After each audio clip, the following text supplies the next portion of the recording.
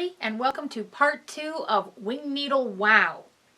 Kelly Richardson here at ABQ Sewing Studios in Strathroy, and today we are going to continue with part 2 of the wing needle demo that I did last week. So if you haven't already watched that demo, watch that, and then we will continue with today's project. Now what I'm going to do today is I'm going to take you step by step through the process of creating a mitered corner napkin, and then we're going to finish it off with some wing needle work. So first of all, let me show you what we're making, and then we'll get right at it. Okay, so here is the beautiful napkin that we're going to make. If you look, turn it over, there is the lovely miter stitching. I just zoomed in a little bit so that you can see the beautiful mitered corner and the wing needle stitching that covers up any of the raw edges that you might have. And that wing needle stitching just gives it a little touch of elegance. Now with this mitering technique that I'm going to show you, you can use this technique on other cotton, some of those beautiful quilting cottons that are out there, and get some really funky napkins going. Just keep in mind that the busier your fabric, the less any stitching is going to show. So if you really kind of want to show off that heirloom look, you're going to want to go with a solid or maybe a tone on tone. But if you're not too worried about your wing needle stitching, then you can just use some of those really lovely quilting cottons that are available. So let's get started on showing. So here's the supplies that you're going to need to make one napkin. You need first and foremost, you need a 20-inch square of cotton, linen. This is a shot cotton again that I'm using. Now the shot cotton comes in a gazillion colors, so there's lots of choices there. Now you can actually make the napkin pretty much any size you like. I like to start with a 20-inch square because between my hemming and my mitering, I'm going to take up about 3 inches of seam allowance in total. So that ends up finishing about a 17-inch napkin, and that's just a really nice size. So I like to start with a 20-inch square. I want my decorative thread, and I'm also going to use that for regular sewing thread. I have strips of my water-soluble stabilizer. Of course, I have my wing needle, and I will also need a regular needle for my sewing machine. I have a marking pen. I have my fabric folding pen, and I have my rotary cutting ruler. Okay, so the first thing we need to do is to create a 1/4 inch hem. So I've given my fabric a nice little press, got stuff out of my way, and I want to make a 1/4 inch hem. Now you can go ahead and line up your rotary cutting ruler on the 1/4 inch mark and draw a line like so, and then go to your pressing board and fold it over very gently on that line and press as you go all the way around, making sure that you're exactly a 1/4 inch all the way. Or you could use one of my favorite tools, which is the fabric folding pen, and that is this little guy right here.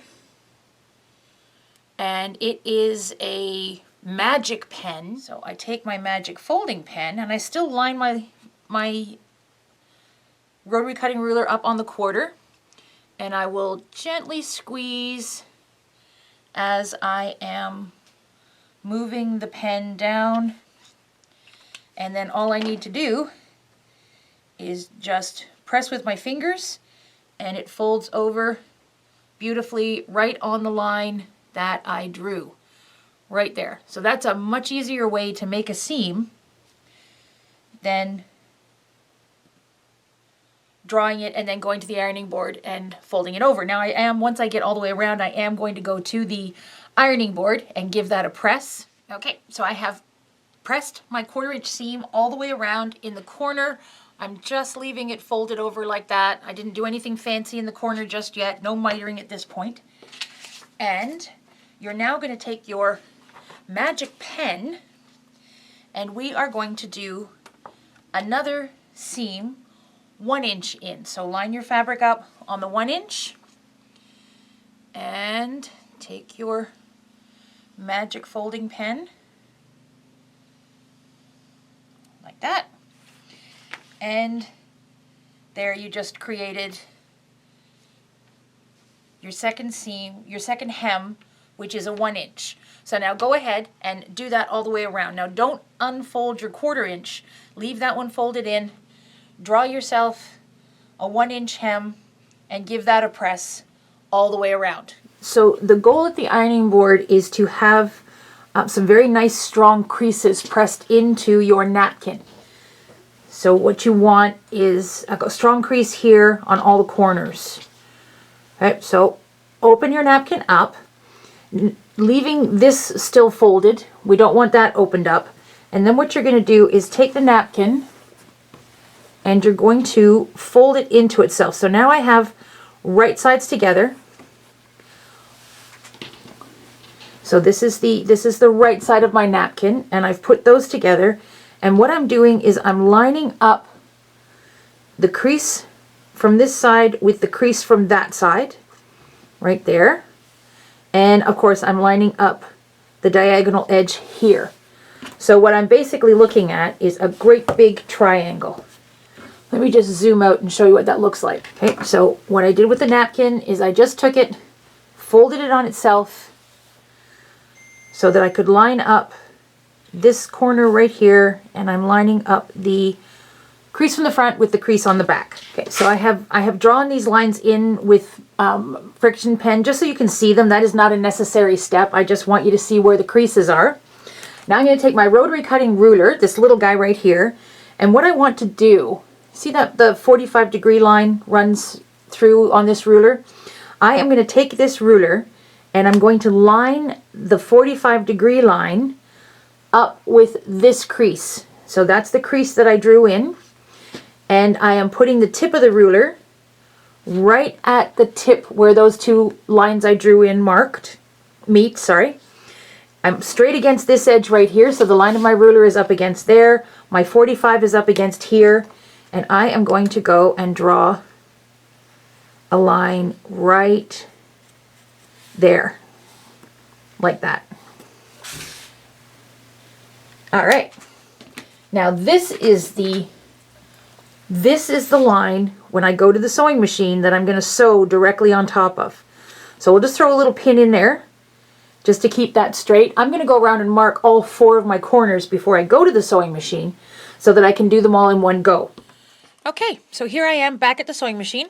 I have a regular 80-12 sewing machine needle in there.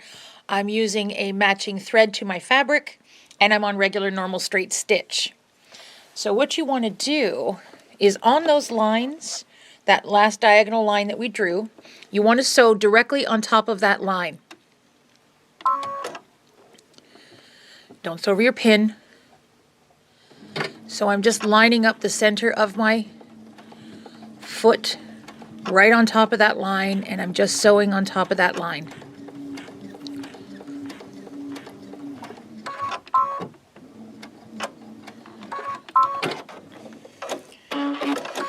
And you're going to do that on all 4 of your corners. Okay, this is my last corner. Now, if you found when you were lining up your corners and if they didn't quite match, don't worry about it. Just refold. You want to do that before you get to this point. That way you don't have to pick out any stitching. There we go.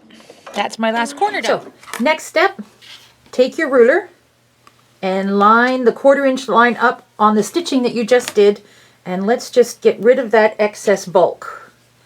You can nip that off with your scissors, or you can nip it off with your rotary cutter. Whatever makes you happy. Now, if you're nervous at all before you do the cutting and you don't want to cut that little bit off there until you've tested it, give yourself just a little test. Just poke that through and look at that. Look at that beautiful little miter. Okay, so cut that little bit off. Okay, here we go, where I just cut that last one off.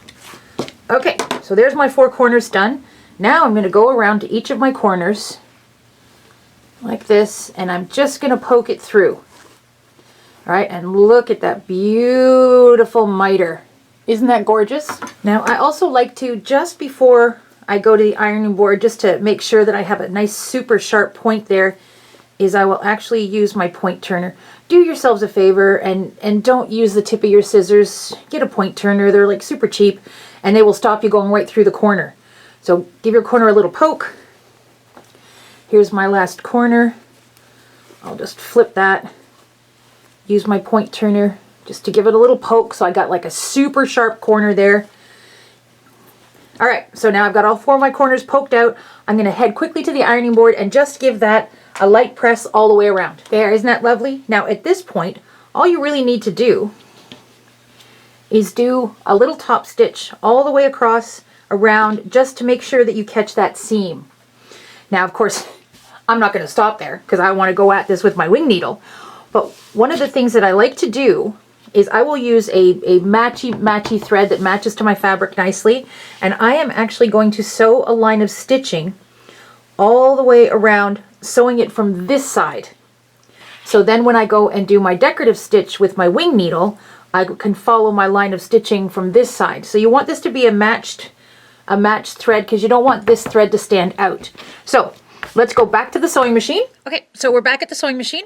I have swapped out and put my decorative stitch foot on, but just because I think it's a little bit easier for you to see what I'm doing, what I want to do is top stitch all the way along here. So if I have my decorative foot on and I line this up exactly in the center of my foot, I can move my needle position just a tiny bit, 1 or 2 little pokes over to the right hand side. And when I'm sewing, I'm watching here to make sure that that is going into the center.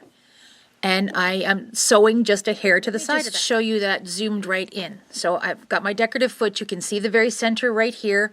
Visually, that's exactly where I want my stitch line to be. So this is my crease, and I'm making sure that it's going exactly into my center of my foot there. So what I need to do, because if I leave the needle in the center needle position right there, I'm going to be sewing hit or miss, actually, as to whether I actually hit this seam right here. So if I take it just 1 stitch over to the right, and maybe we'll do 2. There we go.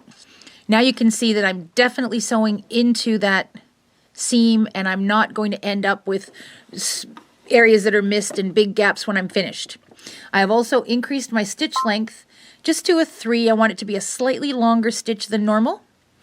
And now I'm just going to go ahead and sew all the way around. When I get to the corner, I want to stop with my needle in the down position, right in that corner. And I think I just need 1 more stitch. There we go. I'm going to pivot. And there, I'm lined up again right down in the center. And off we go. So at this point, you could consider yourself done. I've taken it to the ironing board. All of my seam allowance underneath is caught.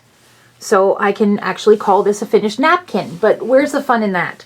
We're going to go ahead now, and I want to do some decorative wing needle stitching down on the front of a napkin. So what I'm going to do this time now is I'm going to sew from the front of the napkin, but I'm going to use this line of stitching that I just put in there as my guide for the wing needle to guide me around. So back to the sewing machine. Okay, so here back at the sewing machine, this is, I have chosen one of my favorite hem stitch stitches, and this is where the strips of stabilizer come into play. You want to put the stabilizer underneath so that you're actually going to be sewing on top of the stabilizer. So I've just lined it up. I'm using my line of stitching that we previously made in the last step.